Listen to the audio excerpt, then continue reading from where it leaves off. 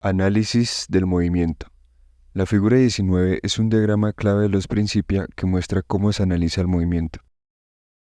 Figura 19. Análisis del movimiento por Newton. Las desviaciones del movimiento en línea recta se deben a fuerzas. Kepler había hallado leyes matemáticas que describían el movimiento de los planetas, pero no tenía cómo derivar esas leyes a partir de principios físicos más profundos. En esta figura, utilizando su método característico de análisis, romper las cosas en partes pequeñas, Newton desvela el significado íntimo de las leyes de Kepler. La órbita es descompuesta en un gran número de pasos, cada uno cubriendo un pequeño intervalo de tiempo. Como estos pasos no son físicos, sino idealizaciones matemáticas, podemos hacerlos tan pequeños como queramos. En un intervalo lo bastante pequeño, la órbita puede aproximarse a una línea recta, y la velocidad del objeto es más o menos constante. Una de las leyes del movimiento de Newton es que un cuerpo que no está sujeto a ninguna fuerza continuará en su estado de movimiento, es decir, seguirá moviéndose en la misma dirección y a la misma velocidad. En el diagrama vemos las extensiones como líneas de puntos de los segmentos orbitales indicando el camino que seguiría el cuerpo si la fuerza se apagara de pronto. Pero la órbita real difiere de estas extrapolaciones, precisamente porque hay una fuerza. Mediante un detallado examen matemático del problema, podemos determinar qué tipo de fuerza se requiere para mantener una órbita dada. Newton lo hizo para las órbitas de los planetas, utilizando las regularidades que Kepler había descubierto, las tres leyes que expusimos en. Voy a enumerar las tres leyes de Kepler de forma que, mediante este análisis, Newton dijo que la fuerza se dirige hacia el Sol y disminuye con el cuadrado de la distancia al Sol. No se nos debe escapar que este análisis es, en esencia, una ejecución matemática de los conceptos básicos que vimos en la montaña de Newton, su visionario experimento mental. El anagrama de Newton. El análisis del movimiento en partes infinitesimales, con fuerzas que causan cualquier desviación del movimiento natural, es decir, el movimiento a velocidad constante, es la esencia de la mecánica newtoniana. Reacio a compartir sus secretos, pero ansioso por asegurar su prioridad, Newton publicó este anagrama. 6A, CC, D, AE, FF, 7I, 3L, 9N, 4U, 4Q, RR, 4S, 8T, 12U, X. Su solución es una frase en latín: data equatione quocunque fluense quantities involvent, fluxion invenire, et viceversa. Vladimir Arnold, distinguido matemático del siglo XX y profundo erudito de la obra de Newton, lo traduce amablemente como: es útil resolver ecuaciones diferenciales. A continuación ofrecemos una traducción más efusiva que resume nuestra argumentación. El análisis del movimiento, considerando sus partes más pequeñas, es una buena cosa. Te permite determinar las fuerzas a partir de las trayectorias, o las trayectorias a partir de las fuerzas. El sistema del mundo. Una vez inferida la ley universal de la gravitación, partiendo de las leyes de Kepler del movimiento planetario, Newton la usó para predecir un impresionante abanico de nuevas consecuencias. Esto era la síntesis que fluía de su análisis. He aquí una lista parcial. La naturaleza general de la fuerza de la gravedad que sentimos en la Tierra y su magnitud dado el movimiento de la Luna, y cómo varía con la posición en la Tierra. Los movimientos de las lunas de Júpiter y Saturno, y de nuestra Luna. El movimiento de los cometas. La causa de las mareas, que es la atracción gravitatoria de la Luna y el Sol, y sus principales propiedades.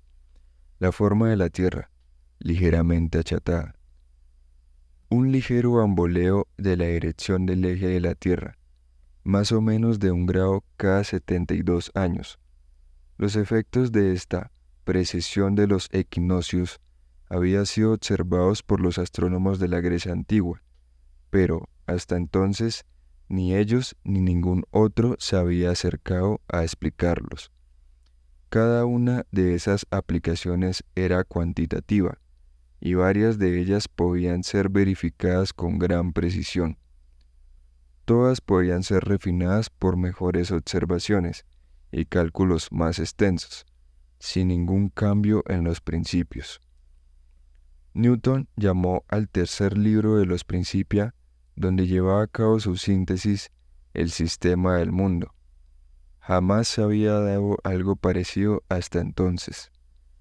Se había echado encima alguno de los más grandiosos problemas de la cosmología y los había resuelto mediante principios matemáticos, con una precisión desconocida hasta entonces y potencialmente ilimitada, real e ideal.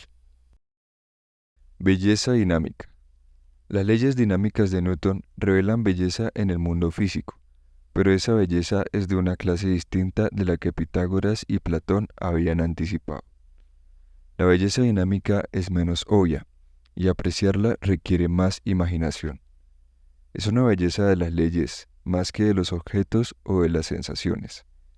Podemos ver la diferencia comparando el modelo del sistema solar de Kepler, basado en los sólidos platónicos, con el sistema del mundo de Newton. En el modelo de Kepler, el propio sistema solar es un objeto bello, que materializa una simetría perfecta.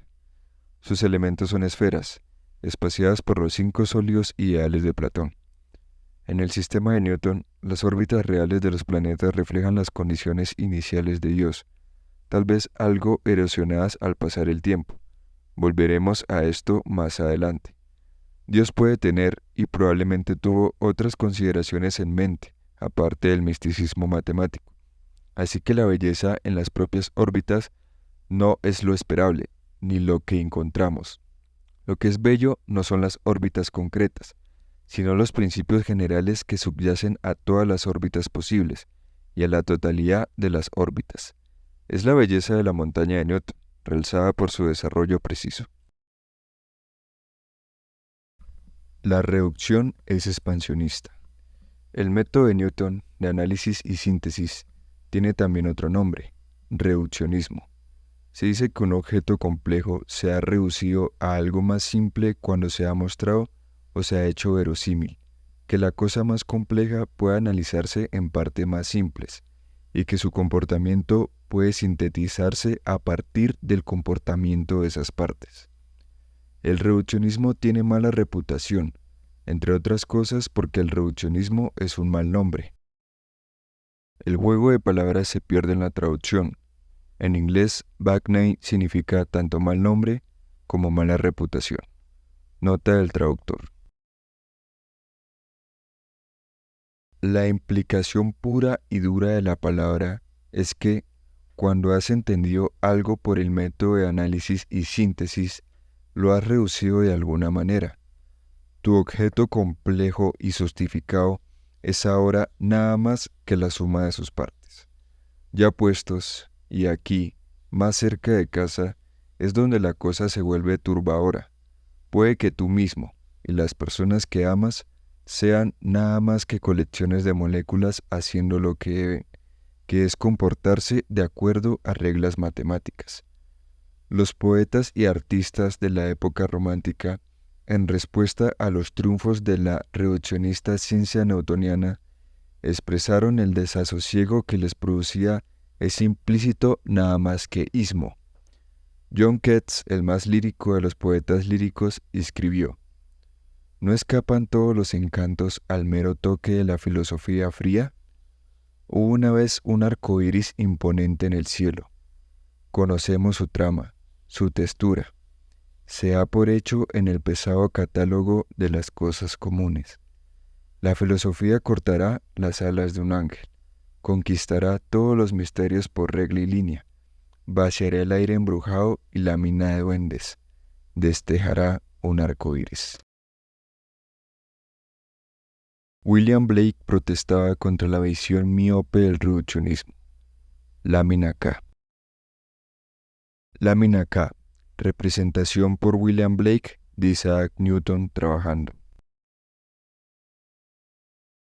En esta representación de Isaac Newton trabajando, los sentimientos encontrados de Blake por su personaje saltan a la vista.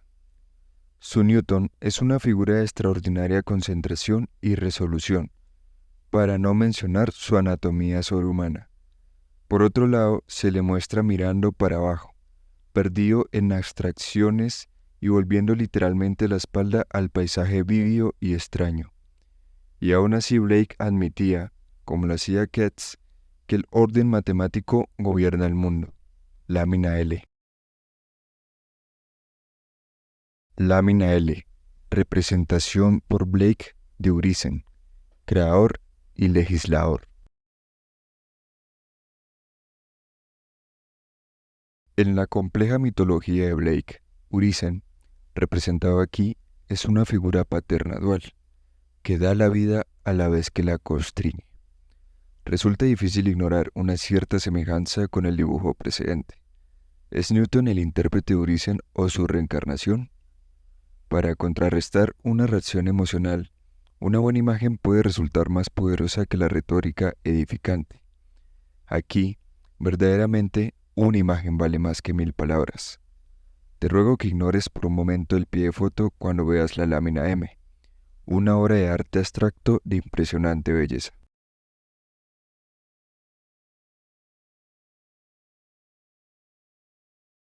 Vale, ahora lee el pie de foto, si no lo has hecho ya. Lámina M. Los fractales regulares se construyen según reglas matemáticas simples y estrictas. Un corto programa de ordenador generó esta imagen intrincada. ¿Acaso saber que la imagen puede reducirse a unas matemáticas estrictas le resta belleza?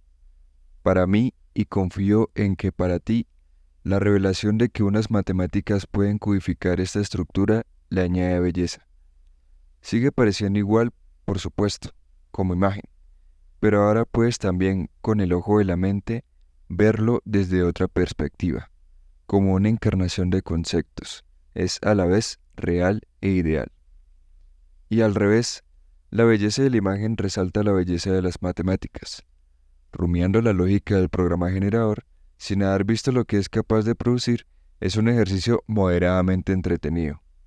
Una vez que has visto la imagen, ese mismo proceso se convierte en una indagación espiritual que alcanza lo sublime. Lo real es más persuasivo por ser ideal, y lo ideal es más persuasivo por ser real. Y lo que pasa con las imágenes fractales tiene una validez más general. El entendimiento no resta nada de la experiencia, más bien añade perspectivas alternativas.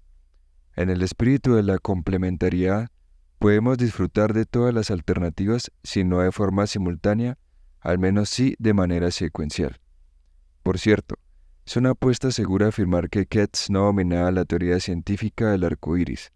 Si lo hubiera conocido, tendríamos un poema suyo para elogiar su belleza, porque el mismo John Keats escribió: «Cuando la vejez devaste a esta generación, tú permanecerás en medio de otra aflicción que no es la nuestra, amiga del hombre, y dirás: la belleza es verdad, la verdad belleza. Es todo lo que sabes en la tierra y lo que necesitas saber». Arrancando. Hay otro aspecto de la visión dinámica del mundo, que a Newton le condujo a Dios y que plantea unos desafíos que siguen sin resolverse. Las leyes dinámicas son leyes del movimiento. Relacionan el estado del mundo en un tiempo con su estado en otros tiempos. Si conocemos el estado en un tiempo, podemos predecir el futuro o extrapolar al pasado.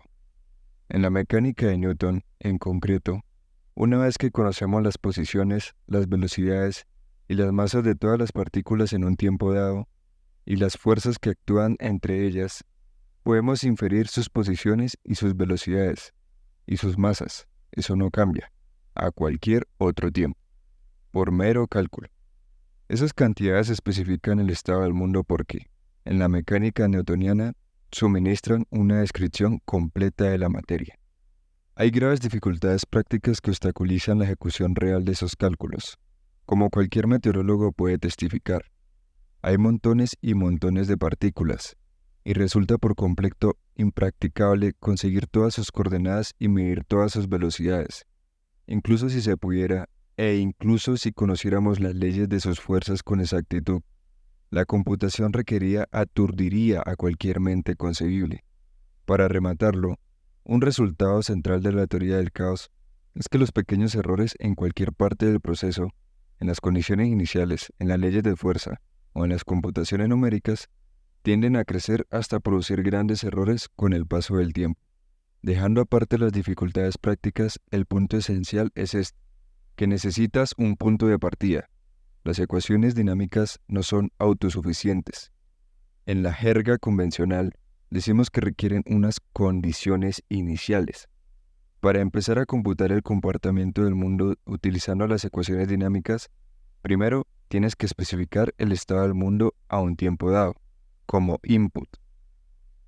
Por supuesto, si estás interesado en algo más pequeño que el mundo entero y lo puedes aislar eficazmente del resto, solo necesitas saber el estado de tu subsistema.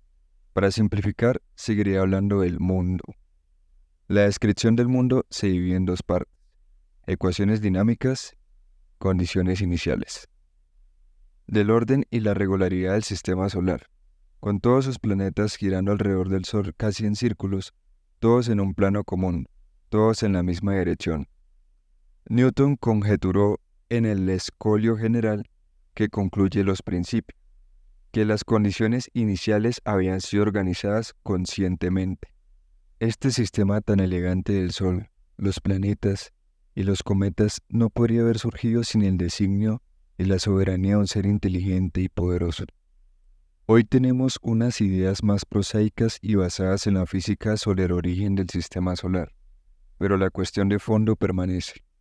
Aunque la mecánica newtoniana, como teoría fundamental, ha sido desbancada, ese rasgo de ella ha sobrevivido.